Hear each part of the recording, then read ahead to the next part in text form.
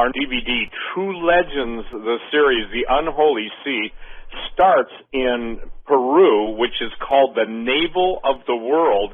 And Francis Bacon, which a lot of people believe was actually the man who wrote all of Shakespeare's works, but going beyond that point, talked about all of the advanced electronic and scientific devices that would be in the future in the last years of his life. Some people say it was 1626, 1627. But what's fascinating, George, and this is what people have got to understand, is he was talking about everything from deep underground facilities, skyscrapers a mile high, wind and water turbines, everything from electrical devices, genetic labs, lasers, powerful telescopes, everything that we're dealing with right now, from flying machines, submarines, and holographic projections, he was in possession of. And the question in his book, New Atlantis, how did he get those? Well, as you know, we started our world, if you will, tour of antiquity and ancient inventions and the giants in Peru. It's fascinating because Peru is if you will, one of the areas in the world where all the legends of giants, the giant bones, and advanced technology meet together.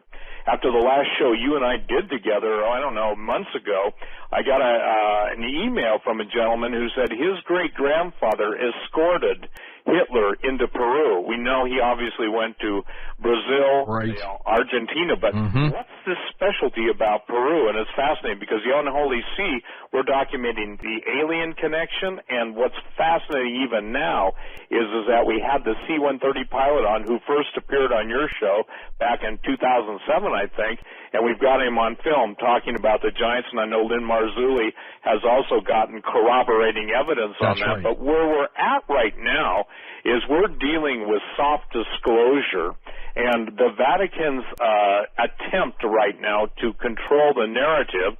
I know you've probably had Tom Horn on in the past, but what's the most astonishing thing that I know tonight is that when Tim Alberino, the director of The Unholy Sea, was in Rome, he had the chance to meet with Zacharias Sitchin, one of his billionaire friends, one of the most famous Italian billionaires, and Tim and our camera crew got him on record as saying that even Zacharias Sitchin talked about the time an Anunnaki showed up on his bed. Anunnaki in his world, fallen angel in mine. So when we were interviewing all the different people in Rome and interviewing them in Sardinia and Malta, I would say this, the most mind-blowing thing that is present is the fact that the Lucifer telescope on Mount Graham was referred to literally by these insiders as looking for the return of Lucifer, kind of like Childhood's End, which Netflix played. And this is unfolding right now as you and I are talking. And back to Bacon, too, Stephen, for a second. I mean, what gave him this prophetic ability?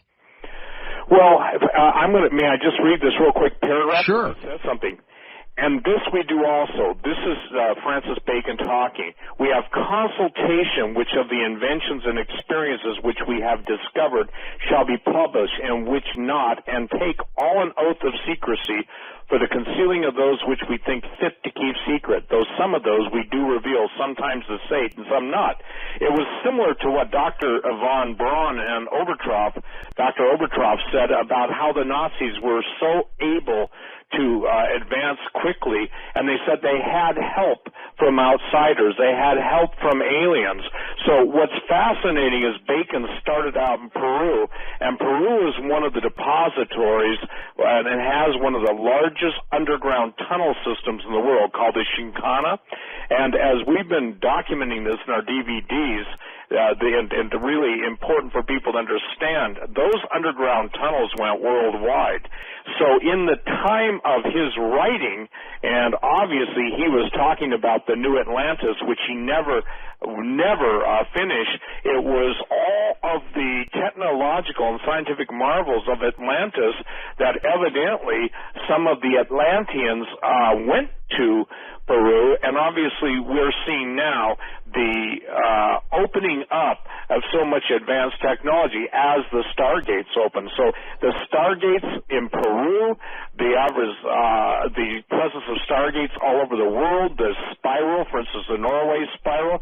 We're in the desert Southwest interviewing Native Americans.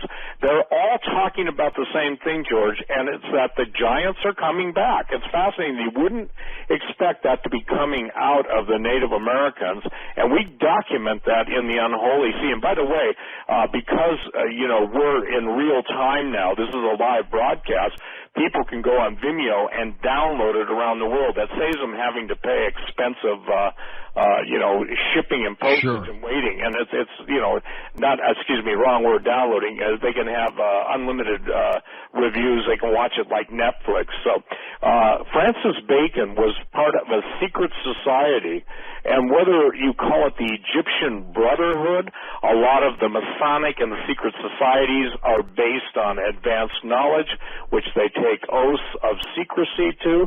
The same thing that Hitler's SS, and the SS means the dark sun, not what most people believe it to mean.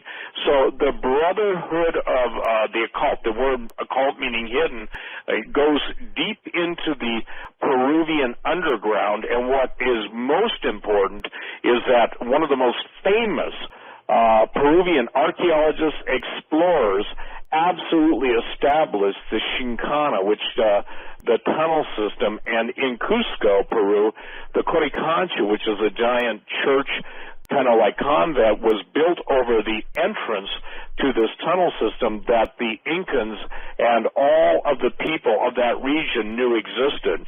These were built by giants. By the way, these weren't built, and this is something that I want to get out right now. In all of our studies of both the Aztec, the Maya, and the Inca, none of them claimed they built what they possess. None of them.